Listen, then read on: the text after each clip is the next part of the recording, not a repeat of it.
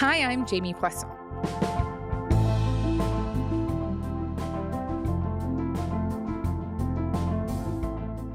I'm not leaving. POTUS is leaving. He's not going to run for a second term. I'm going to run. Yes! I did not see that coming. This is a clip from the HBO show Veep. It is one of my favorite shows. I love it. It's about a fictional vice president played by Julia Louis-Dreyfus. It's so funny. Anyways, it was making the rounds online Sunday night after Biden threw his support behind Kamala Harris. In the last 24 hours, Kamala has moved to basically lock up the Democratic nomination as scores of party members endorsed her, making it really tough for anyone to mount a real challenge. There has long been doubt over whether she could lead the Democrats. She did quite badly the last time that she ran to be the Democratic presidential candidate. She has not been a very popular vice president. Having said all of that, polls show she is now in striking distance of Trump. So today, Kamala for president? I am joined by Christian Paz. He's a senior politics reporter at Vox.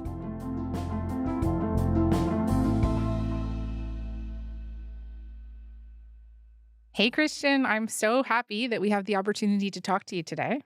Thanks for having me. I'm really excited to have this conversation. I've been looking forward to it all morning. So listen, Kamala Harris has, of course, been the vice president of the United States for the last 3.5 years. People certainly do have an idea of who she is. But for someone who doesn't know a ton about her previous career and her political leanings, how would you describe her? It's a great question because Kamala Harris has been in the public eye holding office for about 2 decades. She started off in California as a prosecutor, ran for district attorney in San Francisco, won that race. During such time as I hold the office of district attorney for the city and county of San Francisco. Congratulations. And then in 2010 ran for Attorney General of California. That was kind of her launching pad into essentially being viewed as a potential contender as the future of the Democratic Party. Kamala Harris will be a strong fighter for a healthier California, for a healthier America. Kamala Harris will make a great Attorney General. She ran for Senate after that. As your senator, Kamala Harris will be a fearless fighter for the people of California every single day. Our new U.S. Senator, Kamala Harris! Woo! And then was tapped to be vice president after losing or dropping out in the 2020 Democratic primaries once President Biden won the nomination.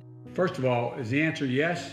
The answer is absolutely yes, Joe, and I am ready to work. I am ready to do this with you, for you. I'm just deeply honored, and I'm very excited. The whole arc of her career is definitely one of, based on conversations I've had with folks close to her and just watching her and following her for so long, is one of a pragmatic politician, somebody who isn't necessarily tied to one particular ideology, isn't necessarily trying to present the most uniform or cohesive stance on issues. And so that opens her up to accusations of flip-flopping or being a little bit confused or lacking clarity on some of these issues. But I can also say that she is somebody who folks have described as being particularly meticulous, particularly focused on the effect of policy, on the specifics of policy, on everyday Americans. Her background as a prosecutor and eventually the attorney general in California, how has that informed her politics, you think? It definitely, based off of some conversations I've had with folks who worked with her at the time, they point to the fact that she has a priority for vulnerable people, whether that's for working class and poor Americans, for women and mothers, and for children and victims of crimes. Growing up, whenever I got upset about something, my mother would look me in the eye and ask, "So what are you going to do about it?"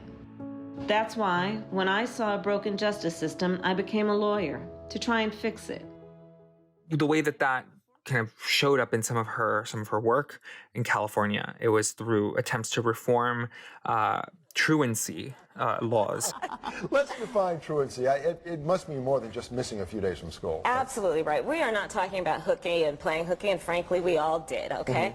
What we're talking about is chronic school absenteeism, and the focus for me really has been try to find a way to address the problem of high school dropouts. Was one clear example that was pointed to, given that she didn't want to see people end up in jail, right? Young people end up committing crimes. As a prosecutor and law enforcement, I have a huge stick. The school district has got a carrot. Let's work in tandem around our collective objective and goal, which is to get those kids in school. It's interesting, though, because she has also been criticized, right, for being very law and order, or too law and order in some people's minds, too tough on crime. She's been criticized, for putting a lot of people in jail for marijuana, for example. And I'm thinking about that clip. Build more schools, less jails. Build more schools, less jails. And that often goes around of her, I think it's from 2013, where she's basically pushing back on this idea that society should build more schools and less jails. I agree with that conceptually. But you have not addressed the reason I have 3 padlocks on my front door. So part of the discussion about reform of criminal justice policy has to be an acknowledgement that crime does occur, and especially when it is violent crime and serious crime, there should be a broad consensus that there should be serious and severe and swift consequence to crime. Flesh that out for me a little bit. Absolutely. And that's a really, really important thing to point out, because even with that truancy reform that she pushed to, that she achieved within the Bay Area, when it became law, it ended up having unintended consequences that she describes.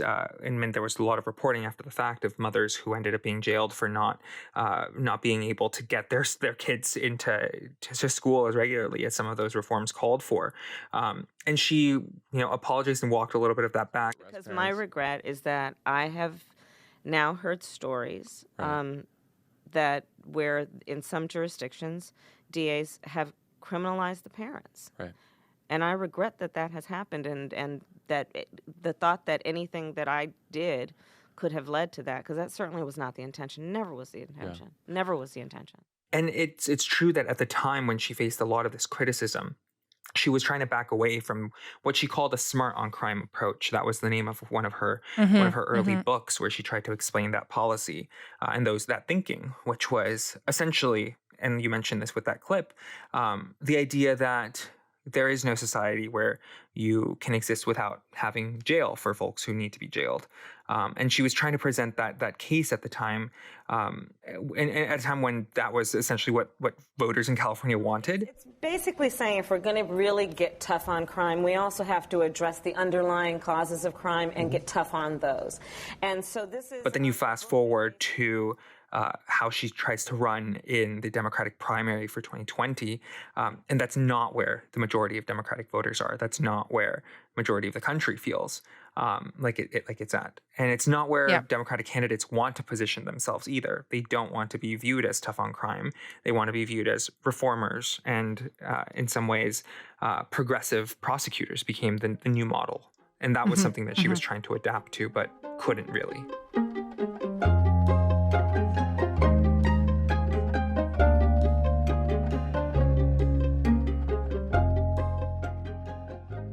Do you think that was part of the explanation why she did so poorly in that primary?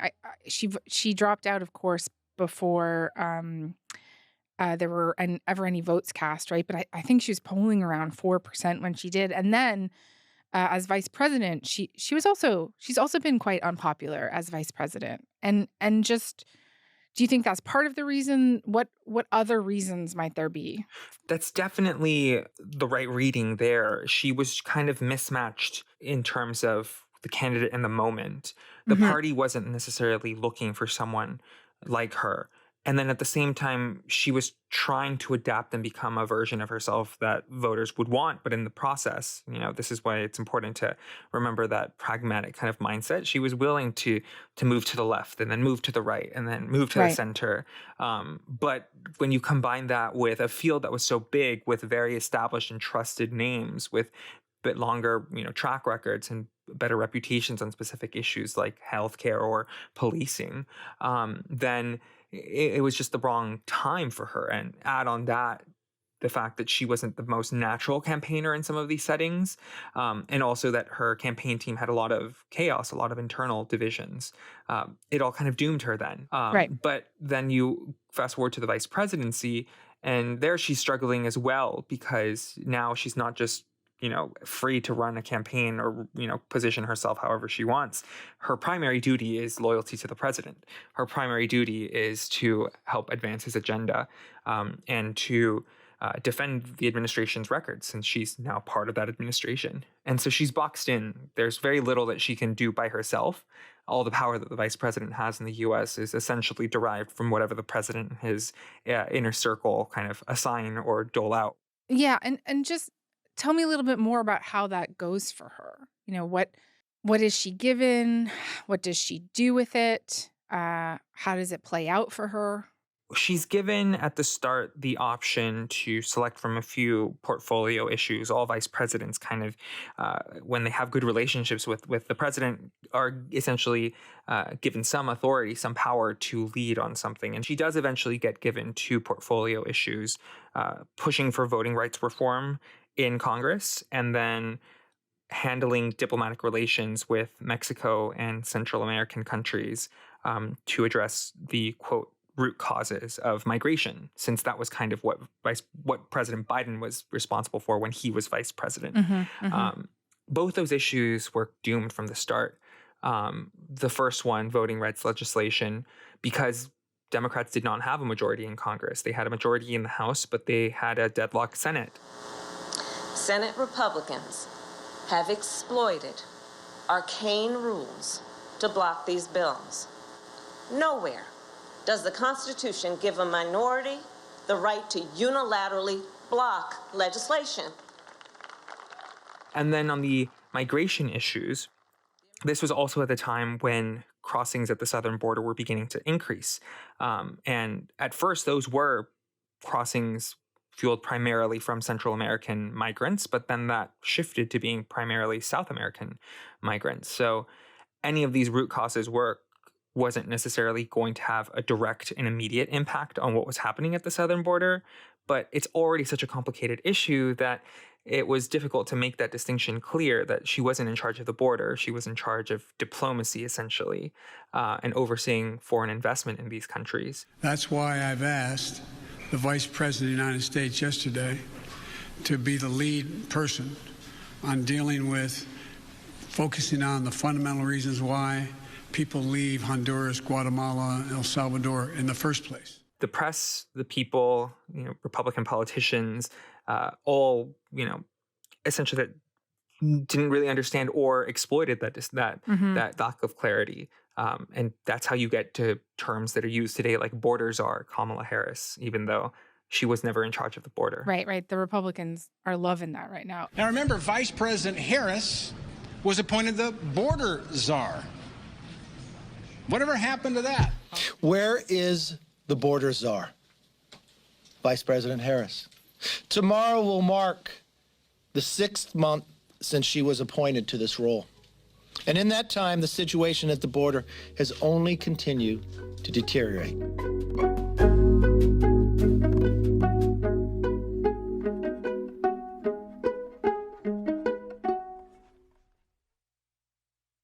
I take your point that she was handed files that were deeply problematic, that were lemons, frankly.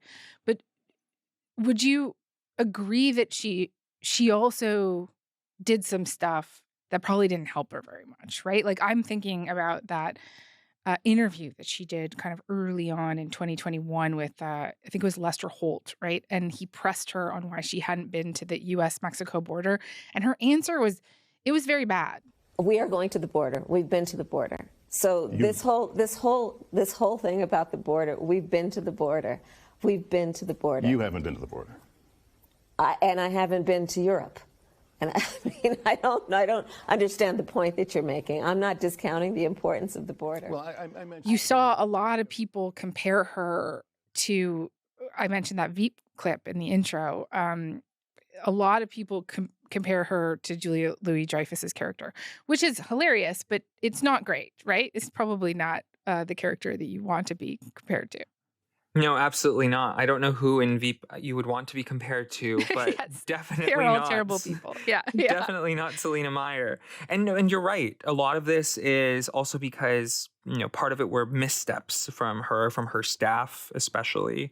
A lack of communication with even the White House, where the White House did attempt to clear things up about what her job actually was, but then not necessarily putting as much of an emphasis or privately backing her as much. That interview that you mentioned with Lester Holt, it was disastrous, and she didn't end up doing another public interview like that for a significant time. Yeah, they sort of hit her after that, it felt like. Exactly. Yeah. And even that was after she had already received media training on how to handle some of these interviews better, because, like you mentioned, she has a little bit of that that awkwardness when talking one-on-one in an interview. She's better suited for kind of individual conversations with voters, or for roundtable type discussions, or times when she's just leading a conversation, not necessarily at a major rally giving a stump speech, trying to use that flowery language that then ends up making her into, meme-worthy moments that get shared around the internet. And they did hide her away for a time. And that obviously changed. That was in 2021. Things changed significantly in 2022. What changed in 2022? The major thing was the leak of the Dobbs decision and the overturning of Roe v. Wade, and the realization from a lot of folks in the White House and in the press that she was a very capable speaker and communicator when it came to reproductive rights, to the stakes of abortion access and the connections between that and other individual rights. And she didn't have to pitch, becoming the administration's lead spokesperson on that. She showed it on the campaign trail, essentially. Millions of women in America will go to bed tonight without access to the health care and reproductive care that they had this morning. Since extremist legislators across our nation have passed ban after ban after ban. And Trump has not denied, much less shown remorse for his actions. Instead, he, quote, proudly takes credit for overturning Roe.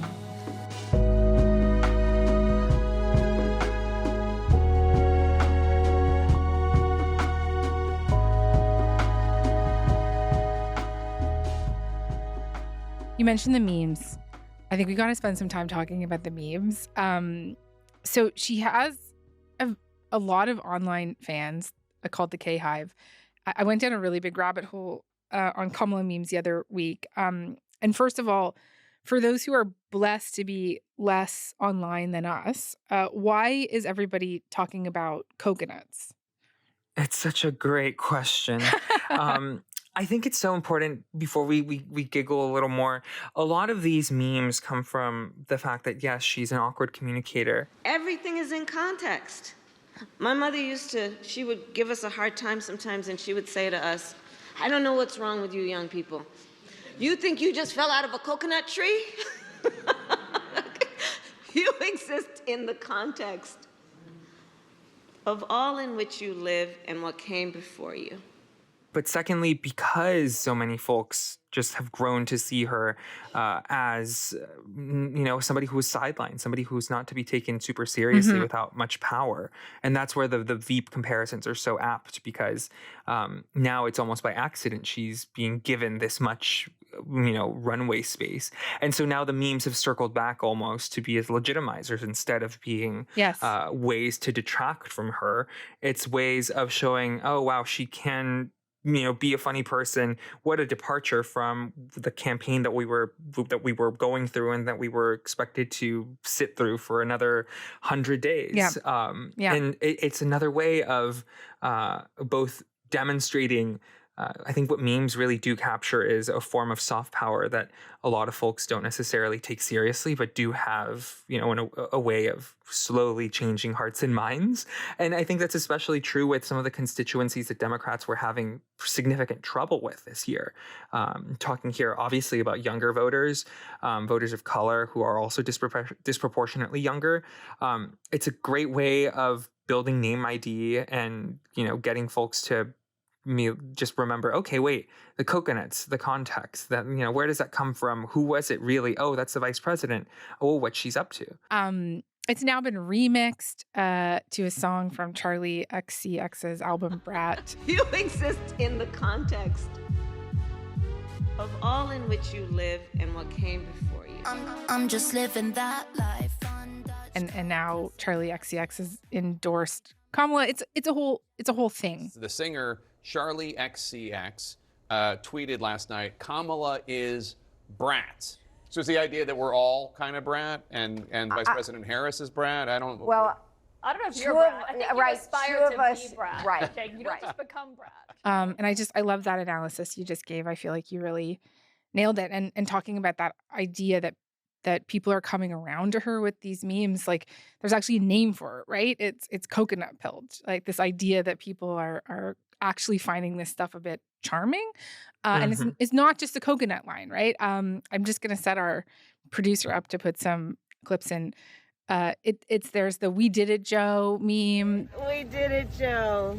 There's the wheels on the bus. Wheels on the bus go round and round. My personal favorite is the turkey recipe where she's explaining to somebody, I think, how to cook a turkey. Under the skin with some butter before you're going to cook it. So that butter will just melt in there. And then get a nice big bottle of cheap white wine to baste with butter. Yes, hi. Okay. There's the one where she always uses the line, "What can be unburdened by what has been," a lot. She uses it a lot. What can be unburdened by what has been? What can be unburdened by what has been? What can be unburdened by what has been? What can be? This is fun stuff, as we talked about, and it is driving people to her. But I imagine it can also cut both ways here, right? And do you think that these kind of things could also hinder her campaign, that they might not speak to an undecided voter in Michigan like they speak to a Gen Z or in New York? It is a liability in some ways because for a lot of the folks that we're talking about when we talk about the voters that decide the election, those tend to be either your older white voter in Midwest states, the Rust Belt, Pennsylvania, Wisconsin, Michigan, or expanding the pathway through Sun Belt states like Arizona, Nevada, Georgia. Here there is one of those big unknowns that we're facing. Will she come across as serious and as credible to voters in those Rust Belt states, especially? Will voters who have been bearing a pretty significant brunt of inflation in Sun Belt states be willing to look at those memes and look at those jokes and look at the track record of the vice president and say, okay, well, it's not Joe Biden. They did work together. Can I give her a chance, or is this just feeling a bit tone deaf to me? Or does she just seem like kind of a wacky lady, which, I've also heard her described as.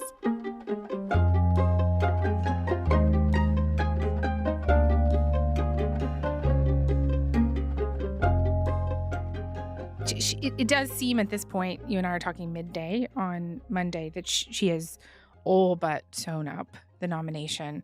Many, many, many high-profile Democrats have endorsed her now. Basically, all the big names people were talking about as potential challengers have endorsed her. It would be very hard, I think, for somebody to step up and challenge her right now. So assuming she wins the nomination, one thing I did want to talk to you about is who she picks as a running mate. Generally, the strategy with a running mate is to choose someone who makes up for your perceived weaknesses, electorally, politically, demographically, culturally, geographically. And so what do you think that they're going to be looking for here? That's absolutely right. Traditionally, you're either picking a running mate who will help you govern or who can help you win an election. Sometimes you get the rare combination of both. And I think this time around, they're definitely looking at who can win primarily. There really are 4 names, it's my understanding, on the list right now. Mark Kelly, the senator from Arizona, Andy Beshear in Kentucky, Roy Cooper in North Carolina, who you heard Harris talking about there, and Josh Shapiro of Pennsylvania. Whether it's the being unburdened by what has been, or it's addressing the concerns about being perceived as a wacky lady, it seems like the consensus is a pretty straight-laced kind of white man from either the Midwest or a swing state is kind of the model here to balance out the ticket, quote unquote. Right. And just lastly, before we go, just play out for me a little bit how you think she's going to do against Trump. I know the polling right now has her within striking distance. Where do you think she's going to have the most trouble? Where do you think she's going to have some real opportunities? It's such an interesting question because I'll caveat whatever I say should be taken with a grain of salt because we don't have any polling on how voters see her as the actual presidential candidate. This is all hypothetical and theoretical in the polling that has been conducted up until now. But she has significant room for growth with voters of color and with younger voters, especially folks who were primarily disappointed because of Biden's age more so than what used to be concerns over inflation and the economy. I think the debate changed that calculation for a lot of voters very recently. She also has opportunities to, like I mentioned, make those inroads in the Sunbelt states, where you do have concentrations of younger and more diverse communities relative to the Rust Belt states of Michigan, Wisconsin, and Pennsylvania. I think one of the areas where we can expect a little bit of struggle is with older voters potentially. Those are like voters over the age of 65. And then there is the question of how she performs with white men, given that that was one advantage that Biden had, is cutting into some of the margins that Donald Trump had with white voters and specifically with white male voters. Yeah. And if anyone was watching the Republican convention last week, it was really unmistakable that they were going after men like a lot. Absolutely. Yeah. Okay. Final question. What are you going to be watching for in the days ahead as this all starts to take shape? I'm definitely watching to see the final returns of small dollar donations in the first 24 hours, just to see whether we do see signs of sustained enthusiasm from the Democratic base. I'm going to see grassroots, grassroots, exactly. And just seeing how she's able to consolidate the support of a base that was really splintering under President Biden's candidacy. And then, of course, I'll be seeing any polling that comes out that asks voters to confront this question of Harris versus Trump. And then taking a look at some of her other, first major interview with a network news whenever that gets announced, if it does get announced, and then how she does on the campaign trail under her own banner. Okay. So lots to watch out for. Thanks so much, Christian. This is great. Thank you. Thank you for having me.